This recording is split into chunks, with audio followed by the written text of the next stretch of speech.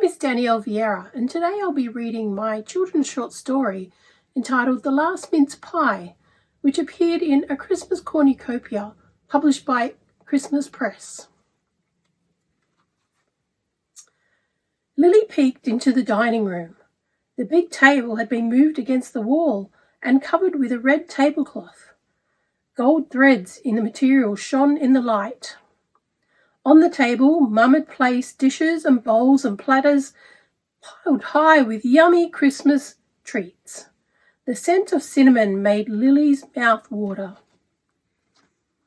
She crept in for a closer look at the goodies. A nutcracker soldier kept his beady eyes on Lily, almost daring her to take an almond from the plate. As she scanned the thick slices of ham, orange prawn curls, gingerbread cookies and glossy red cherries, Lily heard Christmas music and loud laughter coming from the backyard. If she was going to make off with a mince pie, then now was the time. Right in the centre of the table, on a cake stand surrounded by holly leaves, the mince pies were stacked like a pyramid of pastry. Lily stood on her tiptoes and stretched her arm as far as she could, but her fingers only grabbed air. Grumbling under her breath, she took a step back from the table and tried to work out how to reach the mince pies. I wish my arms were longer, she thought. Suddenly an idea popped into Lily's head. She could use the fire poker stick from the lounge room to hook a mince pie. Coolly, she strolled into the lounge room and looked around. The room was empty. She was about to pick up the stick when a voice called out, "Who's there?" Lily spun on the spot and stared. A little old lady in a brown dress sat almost hidden in the middle of the coffee-coloured couch, her toes resting on a footstool.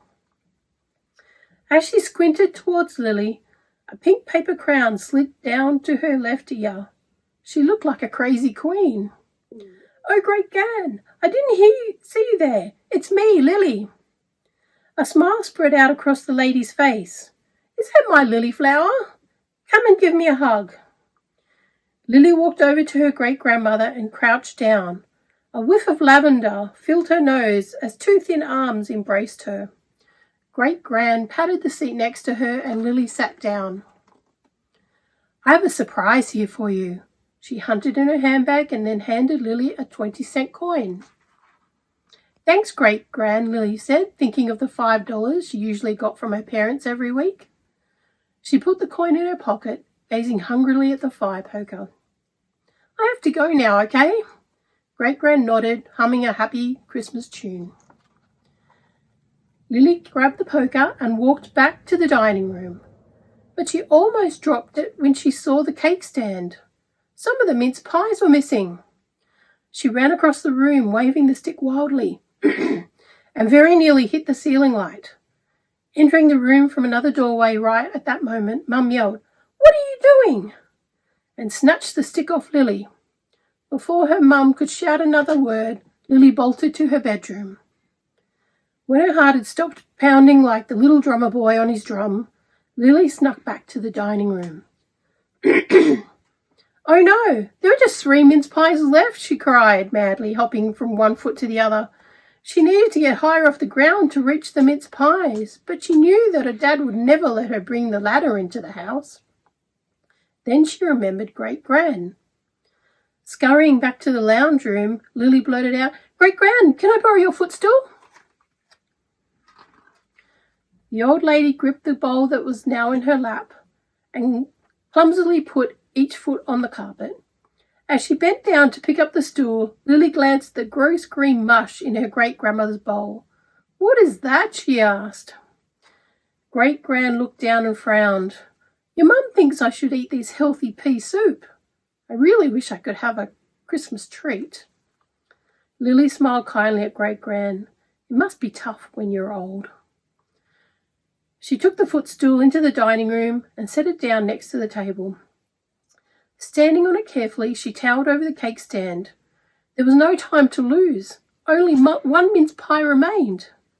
Lily seized it, jumping off the footstool, and ran into her bedroom. Just as she was about to take a bite, a picture filled Lily's mind and made her tummy ache. Her great-grandmother sitting all alone in the lounge room, spooning her yucky dinner into her mouth. Lily looked down at the mince pie. She knew what she had to do. "Great-gran," Lily called as she skipped into the lounge room. The old lady's eyes lit up. "Yes, my dear?" She was sitting on the couch in the same position, but the dinner had been set aside uneaten. Lily pushed the bowl away with a scowl and sat next to her grandmother. "I have a surprise for you. Please hold out your hand." The old lady did as she was bid. Lily gently placed the mince pie into the middle of the wrinkled palm. Great-gran gasped, "Oh, mince pies are my favourite Christmas treat. Thank you, Lily." She went to nibble the crust, but then changed her mind. "What's wrong, Great-gran?" Lily asked. Shaking slightly, the old lady broke the mince pie in half and handed a portion to Lily. "I love mince pies, but not as much as sharing them with my thoughtful Lily flower." She grinned, eyes twinkling, and they munched their sweet treat together.